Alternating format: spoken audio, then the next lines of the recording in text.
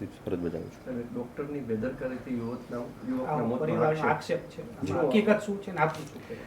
જો પેલી વસ્તુ તો છે ને, ક્યારેય હંમેશા ડૉક્ટરનો એક જ કામ હોય છે, પેશન્ટની જીવન બચાવવું. બરાબર. જે પેશન્ટ છે દીપકભાઈ દેવેન્દ્રભાઈ ઝાલા, ગાંધીધામ અહીંયા આપણા રહેવાસી રાજકોટનું હતું, અને તારીખ 20/5/2026ના સાંજે 7:27 સિનર્જીમાં આવેલું. એડમિશનનો ટાઈમ છે એનો. એ દરમિયાન એને લેફ્ટ સાઈડમાં વીકનેસ હતી, ઓનસેટ વીકનેસ, એટલે હાથ પડી જતો હતો, હાથમાં ખાલી ચડી જતી. એટલે આપણે એનો MRIને જે બધા રિપોર્ટ કરાવવાના હોય તો એના જમણી બાજુ મગજમાં સ્ટ્રોક હતો. એટલે એના કારણે જે અમારા ન્યુરોફિઝિશિયન હોય, જેનો સબ્જેક્ટ છે, એ ડૉક્ટરને આપણે કીધું.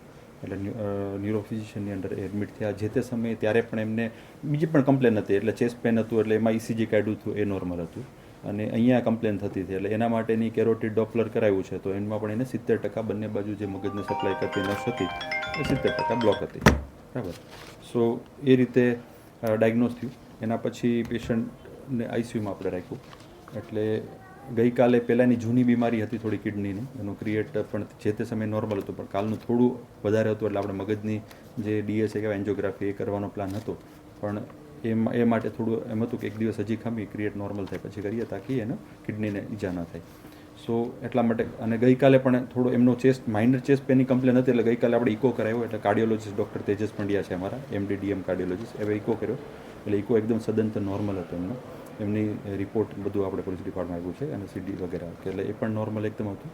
એટલે હૃદયમાં જે પ્રારંભિક, કેમ કે હૃદયમાં કોઈ પણ એમ કહે કે મને હૃદયનો દુખે છે, એટલે આપણે બે વસ્તુ કરાવતા હોય, ECG કરાવતા હોય કે ઇકો કરાવતા હોય. એમાં કાંઈ એબનોર્મલ નીકળે તો આપણે ફર્ધર બધા રિપોર્ટ કરાવતા. એટલે બંને નોર્મલ હતા. અને પેશન્ટને ઓલરેડી જમણી બાજુમાં સ્ટ્રોક હતો, એટલે એની બધી ટ્રીટમેન્ટ ચાલુ હતી. બીજું, સ્ટ્રોકની જે દવા હોય એ હૃદયને પણ કામ આવે જનરલી. બંનેમાં મોટાભાગે સેમ દવા ચાલતી હોય. તો એ રીતે બધી ટ્રીટમેન્ટ પ્રોપર ચાલુ હતી. પણ સડનલી સવારના જે મેં વિડીયો જોયો એ પ્રમાણે સવારે 4:45 વાગે પેશન્ટનું બ્લડ લેવામાં આવ્યું. એ દરમિયાન પણ એકદમ સ્ટેબલ હતા. ફ્લેબોટોમી જે આવે સવારના રિપોર્ટ કરવા માટે બ્લડ લઈ ગયા. એના પછી 5:50ની આજુબાજુ એ ઓઢીને સૂઈ જાય છે ત્યારે. અને ત્યાં સડનલી એના પેરામીટર ચેન્જ થાય. એટલે જે પણ અમારા ICUમાં જ પેશન્ટ હતું, એટલે ડૉક્ટર પણ ત્યાં જતા. એટલે ડૉક્ટર જઈને ફટાફટ એમને ટેક કેર કર્યું.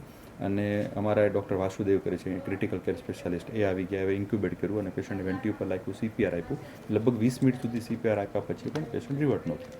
સો આમાં જે કોઝ છે એ સડન કાર્ડિયક એરેસ્ટ કહી શકો, એમાં કે અનનોન કોઝ હોય. અને કોઝ ફાઇન્ડ કરવા માટે જ આપણે પોલીસને પણ બોલાવ્યા, અને એમ સગાની જે ડિમાન્ડ હતી એ ડિમાન્ડ ઉપર આપણે એમને પોસ્ટમોર્ટમ માટે મોકલીએ છીએ. એટેક આવ્યો એવું સડન કાર્ડિયક એરેસ્ટ, એટલે જેમ આપણે અત્યારે આફ્ટર કોરોના આખી જે વેવ ચાલે છે કે ભાઈ ગમે ત્યારે ગમે સડન કાર્ડિયક એરેસ્ટ આવે, એ ટાઈપનું છે. એટલે આમાં કોઝ ડિફાઇન નથી થતું. એટલે થોડું પેશન્ટને સગાને, અને કોઈ પણ આજે ક્રિટિકલ પેશન્ટ હોય તો અમારા માટે ઇઝી થઈ જતું હોય એક્સપ્લેન કરવું. પણ જ્યારે પેશન્ટ ક્રિટિકલ હતું પણ એટલું નહોતું, એટલે બ્રેનની કમ્પ્લેન લઈને આવ્યો, આગળ હૃદયમાં કંઈ થાય એટલે ઓબ્વિયસલી. પણ પહેલા દિવસે પણ એમની ECG થયેલી છે, સેકન્ડ દિવસે એને ઇકો થયેલો છે, ECG થયેલી છે, અને કન્ટિન્યુ મોનિટરિંગ હતું. મોનિટરિંગમાં કન્ટિન્યુ ECG ચાલતી જ હોય. એટલે all rhythm are the normal, અને સડનલી કાર્ડિયક એરેસ્ટ આવ્યું છે.